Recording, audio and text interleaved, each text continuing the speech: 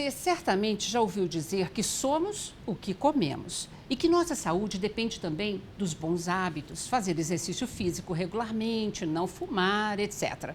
Pois bem, ao envelhecer, há uma série de mudanças que ocorrem no organismo. E para não termos um infarto ou um derrame, que é o acidente vascular cerebral, é preciso saber cuidar e cuidar muito bem. Por isso, a nossa conversa de hoje aqui no estúdio é com o Dr. Luiz Aparecido Bortolotto, que é diretor de hipertensão do INCOR, Instituto do Coração da Faculdade de Medicina da Universidade de São Paulo, e Ana Luíse Duenhas, nutricionista também do INCOR. É um grande prazer tê-los aqui comigo hoje. Prazer é todo meu. Dr. Luiz Bortolotto, realmente, ao envelhecer, as nossas artérias envelhecem junto e podem causar um problema? Sim, já há uma frase clássica de um pesquisador antigo, do Harvey, que ele dizia que o homem tem a idade das suas artérias. Isso é bem clássico. Tá. E a gente tem esse conceito de que realmente com o tempo há um envelhecimento natural dos vasos, e as artérias são os principais vasos que irrigam todo o nosso organismo.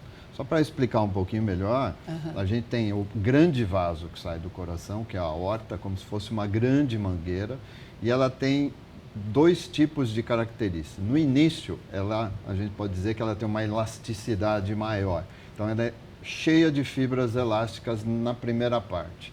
E no final, é uma parte mais de condução, então tem mais músculo. Tem até músculo, não é um músculo diferente, mas é um músculo. Tá. E isso permite que, quando o coração bate, ela consegue ter uma elasticidade para suportar esse fluxo de sangue, essa pressão. Então, por isso que ela é elástica. Tá. E depois ela conduz o sangue, por isso que ela é mais muscular, não pode ser tão elástica. Então, há esse conceito. É como se fosse uma mangueira que, no começo, ela aguenta a água, ou no caso, é o sangue batendo, e depois conduz. No envelhecimento, essa porção primeira perde essa elasticidade. Vai envelhecendo Isso, e perdendo essa capacidade? As fibras de elásticos, elas, vamos dizer assim, elas se transformam em algo mais rígido, que é o que a gente chama de colágeno. É diferente do colágeno que se fala para a parte estética. Tá. E aí o vaso fica mais duro. E aí ele começa a não suportar mais esse impacto. E aí o coração sobrecarrega, a pressão aumenta. E aí tem essa questão do envelhecimento, que a gente chama de envelhecimento vascular.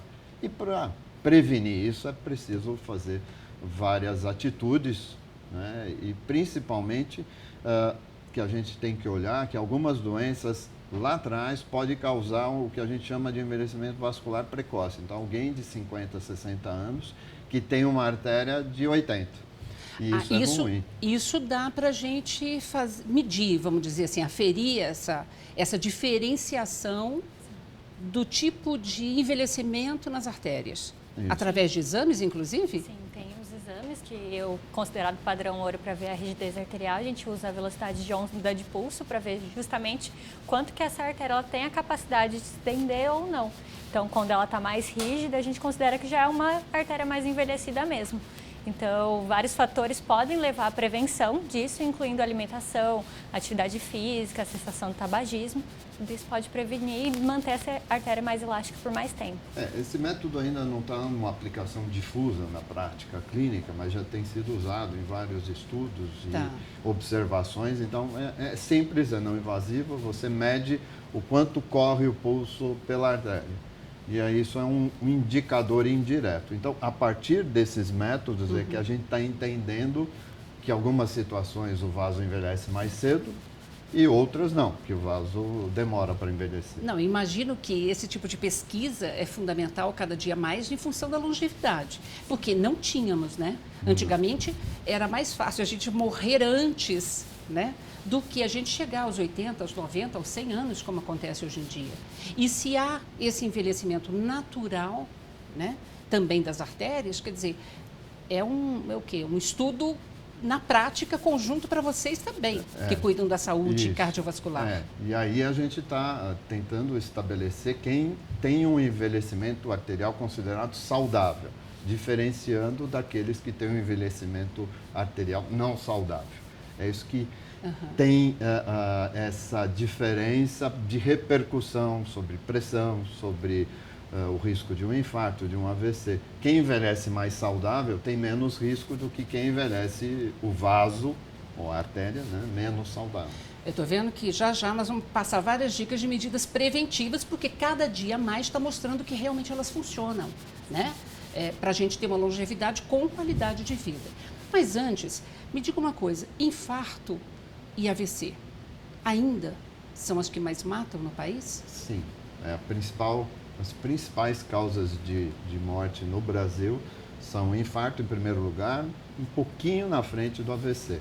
Isso porque a gente tem que olhar a alta quantidade de pacientes, de indivíduos, né, que têm pressão alta, que é a hipertensão, colesterol elevado, o tabagismo felizmente caiu, mas existe ainda, né? O Ou diabetes, seja, tem funcionado as campanhas, então. Tem. A Tá. obesidade. Então, são os fatores que fazem tornar essa pessoa mais suscetível a ter um infarto ou um AVC. E envelhecer o vaso. Então, essas situações envelhecem o vaso mais cedo.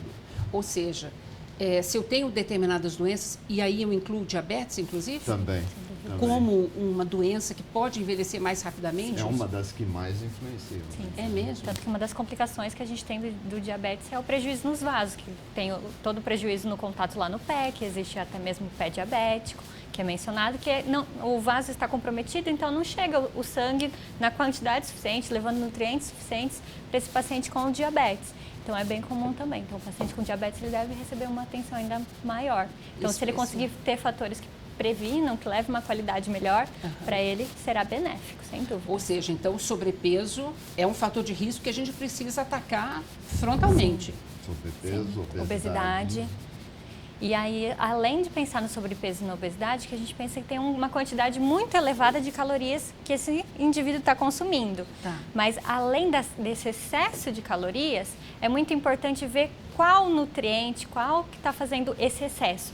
Se é a gordura, se é o excesso de sal, isso pode levar a um prejuízo ainda maior. Então, não só pensar no sobrepeso e na obesidade, mas qual que é o tipo, a qualidade da alimentação desse indivíduo. Se ele está aumentando calorias, ele está aumentando mais o quê? Gorduras ruins levam um maior prejuízo, mas principalmente também eleva o consumo do sal, do sódio. A gente teve alguns estudos com esse foco, então avaliando se o vaso estava mais rígido ou não, nesse grupo de indivíduos que tinha esse pacote, pressão alta, obesidade, colesterol alto, etc. E a gente viu que eles tinham um vaso muito mais rígido que não tinha esse pacote. Então, isso realmente contribui para acelerar esse processo. Tá.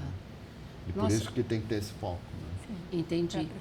Podemos alertar a população sobre sintomas? Quer dizer, tem alguns sinais de alerta, além daquela coisa que, nossa, meu braço esquerdo, eu estou tendo dor, enfim, que pode indicar o princípio de um infarto ou de um derrame que deve me levar a um pronto-socorro ou a uma consulta médica? Então, em relação a... Vamos posicionar. Um primeiro alerta de que o vaso está duro, né, vamos dizer assim, ou está rígido, é a pressão alta. Então, principalmente a máxima. A pressão máxima aumenta quando o vaso está muito rígido. Ou a pessoa pode sentir que o pulso está muito mais amplo, está sentindo aqui, por exemplo, no pescoço, pular demais e sentir que está pulando. Isso pode ser um sinal de que o vaso está mais enrijecido, principalmente no idoso. E depois tem os sinais, como você comentou, sobre as consequências, que seriam do infarto e o AVC. Por lado do infarto, é a dor no peito, é falta de ar, que vai para o braço ou que vai para as costas. Isso sempre tem que ficar atento. Quando faz o esforço, ou quando está estressado, ou quando come muito, isso também acontece. E o AVC é um formigamento, é uma dor de cabeça que não passa, ou fica fraca a perna ou o braço, enfim, são os primeiros sinais que tem que procurar um médico o mais precoce possível. Pois é, dizem que na pessoa idosa é muito comum também não tem. Os tais dos micro derrames, que pode levar inclusive a um problema cognitivo. Isso. É comum isso. É muito comum. A gente, às vezes, num exame de rotina, pede uma tomografia e vê alguns achados de derrames por falta de sangue, que a gente chama de isquêmico. E são espalhados, são microinfartos ou por falta de sangue que acaba gerando isso. E uma das principais causas é a pressão alta não tratada ou tratada de forma inadequada e que não faz a dieta, enfim. Tá. Agora, em geral, não dá para a gente identificar, não tem um sinalzinho de alerta para esses micro. Não, para as ou se tem micro-ocorrências. algumas coisas, tipo uma tontura leve, que a pessoa pode, uma labirintite, que não é, hoje a gente nem usa o termo labirintite, mas não é labirintite, pode ser um sinal desse microinfarto, ou um lapso de memória, ou alguma coisa assim, que pode já sugerir esse tipo de alteração. E relacionado com a demência, pensando na alimentação, muito se fala sobre o padrão alimentar que se tem na dieta mediterrânea, rica nas gorduras boas, o óleo, as castanhas, que é comum naquela região, os peixes com ômega 3. Então, pensando que a gente também consegue traduzir isso para o nosso país. Então, a gente também tem aqui no Brasil oleaginosas, que são riquíssimas. A gente tem a castanha do Brasil, a castanha de caju, que também tem gorduras muito boas. Então, a gente pode transpor esse padrão que é comprovado, que reduz, ele deixa mais lento todo o processo desse desenvolvimento da demência. Tá. Então, a gente consegue fazer aqui no Brasil também, com a nossa alimentação, com as nossas frutas locais, que seja mais acessível para a população, para postergar, deixar para mais para frente o avanço dessa demência, mesmo que seja com microvasos, com a demência vascular. Ou seja, é super comprovado cientificamente, então, a dieta mediterrânea, né, que ela realmente ajuda a prevenir tanto ocorrências cardiovasculares, quanto inclusive demência. Sim. Pressão alta também, controla melhor a pressão com esse tipo de dieta.